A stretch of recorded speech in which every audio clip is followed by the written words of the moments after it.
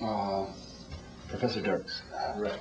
as you were designing the set for the Bacchae, or however you want to pronounce it, what his it as it's now 2,500 years old, do you in this Jesus what am I doing in the design of your set, what historical influences or what part of history do you intend to use for our upcoming production? Okay.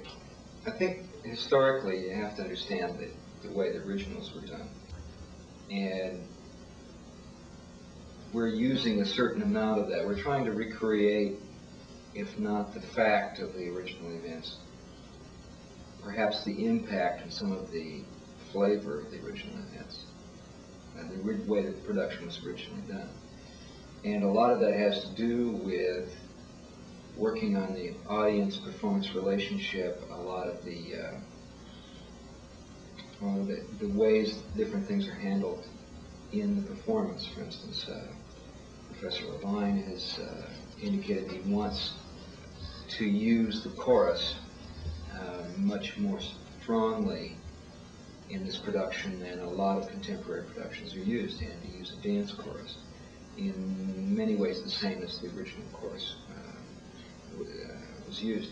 That involves working on that audience-performer relationship in a way that many contemporary productions wouldn't envision. Because of the nature of our theater, it's very difficult to see dance movements from the ground floor. Because of the nature of our theater here, we don't have the kind of distance that the ancient Greeks had in their theater, where they had vast distances from the stage to the audience. And the theater was actually outdoors, so that the dimension of the whole space tended to dwarf the performers on stage. As a result, the performers on stage, particularly the principals, the heroic characters, often had costumes that made them much larger, and there were some conventions that were involved that developed out of this concept of space that was their theater, this nature of the space that was their theater. The convention of the mixture of more or less dialogue type of presentation with a dancing chorus, something that evolved from the nature of theater and the evolution of theater in earlier years, the dithyrambic chorus, for instance, and the processional kinds of choruses they had. Other things like the type of music, the type of scenery that would be done outdoors, things like that, had a very different kind of flavor than what we're doing today. So the question is, how do we try to communicate some of the experience of that original type of production for contemporary audiences?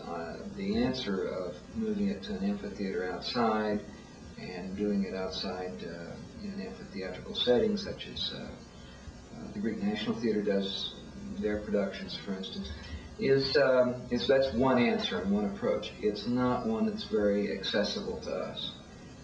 And I'm not sure that contemporary audiences have the same frame of reference for responding to that sort of thing as the Greeks did, because that was all they had. Everything was outdoors in those kinds of contexts. We made a number of choices in this production. One of them that we're, as I understand, is firm so far, is that we're planning on putting the whole audience on the balcony. And putting the performance, nevertheless, on stage. We went up and sat on the balcony for some time and discussed it and talked about the potential. And at first I was against it, but I was persuaded over to the other side. It's a very interesting sort of dynamic. We did some vocal checks to make sure that the sound was good up there. We did a number of things. We went up and sat down and looked at the situation. In the first place, when you sit on the balcony of this theater, you don't see the ground floor. You don't see that there's not people underneath. So for all intents and purposes, you're just sitting on the balcony of the theater. Secondly, it does produce the kind of feeling of space of an outdoor theater and it does tend to dwarf the performers on stage in the same sort of way that the ancient Greek theaters had. It does tend to communicate that sense of this open universe and man being a small being in that large open universe, which is very much a component of the plays of primarily Sophocles and Aeschylus, but in this particular play also Euripides, and the Greek theater in general. It also permits the audience to see dance patterns and dance movements. It also permits us to use some conventions that the Greeks used, for instance, masks that will be much more stylized than natural faces and will communicate very strongly certain emotional things over that distance where face painting wouldn't or normal makeup wouldn't. Whereas if you're sitting up close to those sorts of things, those conventions take on a different sort of meaning and communicate something entirely different. And in this case, when you're sitting distance, they're almost a necessary thing for communicating very strongly some of those aspects. That's the overall framework that we're working from as far as design and the influence of the historical impact. You have to understand that the play was written for the context of theater of the time. It was not a play that was written for an indoor theater. It was not a play that was written for an intimate thrust setting. It was not a play that was written specifically for a contemporary American audience, which has essentially a Christian background and has essentially I'd say a Judeo-Protestant sort of Judeo-Christian ethic in its background and makeup. That's all part of our heritage, and whether we're practicing believers or not, it's still nevertheless part of our culture, and we're taught by that, and we respond in those kinds of terms. Whereas that culture was a lot different, and values were a lot different, and morality was a lot different. In spite of the fact that a lot of our contemporary thought was grounded and our knowledge was grounded in Greeks of the time period.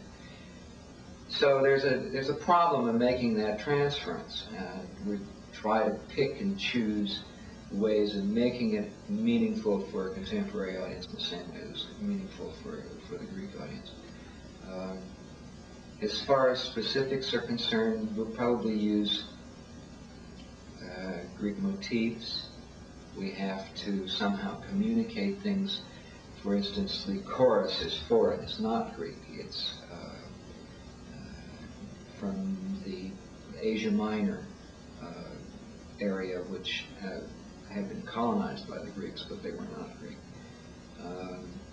Dionysus himself, Bacchus, and historically the worship of Dionysus was important from the area just across the Bosphorus from Troy, from what's an area that's now very much Turkey. And so the chorus, we have to somehow make that chorus communicate foreign to an audience that doesn't know the difference between Greek and Asia Minor. Mm-hmm. So we have to somehow make the Greek costumes more Greek according to what our contemporary audience understands as Greek, and what will read Greek to the contemporary audience, and the foreign to the, what we're going to wind up doing is using more primitive motif, more primitive design on the foreign, more of the fine kind of refined richness in the costumes of the Greeks. How do we handle it in Dionysus? This is all part of trying to make those historic distinctions become meaningful for a contemporary audience. The issue, for instance, that the Greeks had no problem with the thing we call Deus Ex Machina, which means God, literally God from machine at the end.